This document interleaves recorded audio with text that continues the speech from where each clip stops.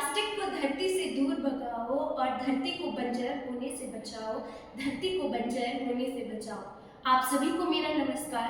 मैं राजकीय आदर्श वरिष्ठ माध्यमिक पाठशाला शोकी की छात्रा एंजल आज आप सभी के समक्ष वैज्ञानिक दृष्टिकोण से एक अत्यंत ही महत्वपूर्ण और गंभीर विषय को लेकर उपस्थित हुई हूँ, जिसका शीर्षक है प्लास्टिक पर पूर्ण प्रतिबंध। आशा करती हूँ आप सभी मेरी त्रुटियों को नजरअंदाज कर मेरे विषय की सार्थकता को समझेंगे।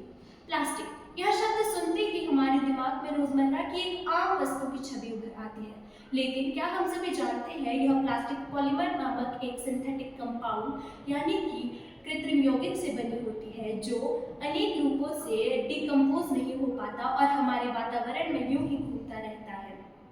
यह केमिकल पेट्रोलियम के उत्पाद से बना होता है, जिसकी रासायनिक संरचना इतनी अधिक जटिल होती है कि यदि इसे वर्षों के लिए वातावरण में छोड़ दिया जाए तो भी यह नष्ट नहीं हो पाएगा। तो आइए इसे समझते हैं। यदि हम लोग एक पॉलीथीन या एक बॉटल को यूं ही वातावरण में छोड़ देते हैं तो इसका हमारे वातावरण पर क्या ही प्रभाव पड़ेगा। इसका हमारे वातावरण पर बहुत अधिक प्रभाव पड़ता है। हम एक पॉलीथीन और एक पानी की बॉटल का यूज़ कर छोड़ देते हैं तो इससे हम वातावरण में एक दीर्घकालिक प्रदूषण को छोड़ जाते हैं। वैज्ञानिक अध्ययनों के अनुसार प्लास्टिक के छोटे छोटे कण यानी माइक्रोप्लास्टिक्स जो हमारे संपूर्ण वातावरण में है, अब यह समुद्र और नदियों तक ही सीमित नहीं रह चुके हैं।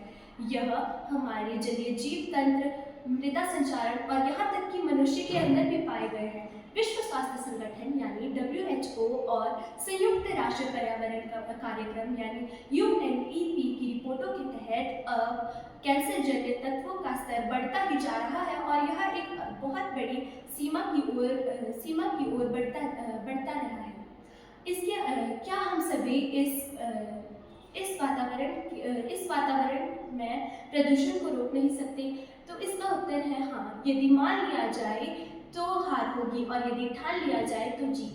हमें बायोडिग्रेडेबल प्लास्टिक का उपयोग करना चाहिए, बांस की वस्तुओं को आगे लाना चाहिए और अनेक रूपों से हमें इस पर्यावरण को बचाना चाहिए, जैसे कि हम सभी पेपर पैकेजिंग अथवा बांस के उत्पादों को बढ़ावा दे सकते हैं। AI आर्टिफिशियल इंटेलिजेंसी के माध्यम से हम सभी वातावरण में इस प्रक्रिया को लोगों तक पहुंचा सकते हैं।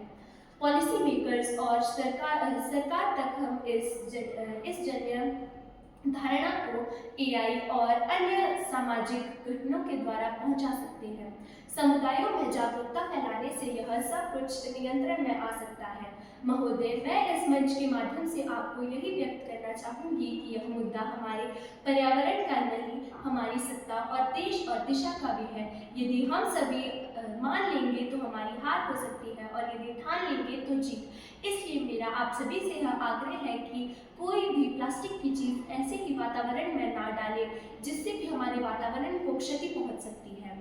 अंत में मैं अपनी वाणी को विराम देते हुए आप सभी को यही संदेश देना चाहूँगी कि किसी भी किराने की दुकान से यदि आप किसी पॉलीथीन में सामान लेते हैं तो उसका उपयोग ना करें, बल्कि दुकानदार से कहें कि वह आपको पेपर पैकिंग में एक सामान दे और हमारे वातावरण को स्वच्छ रखे। धन्यवाद। आप सभी का दिन मंगलमय हो। जय हिंद, जय भारत।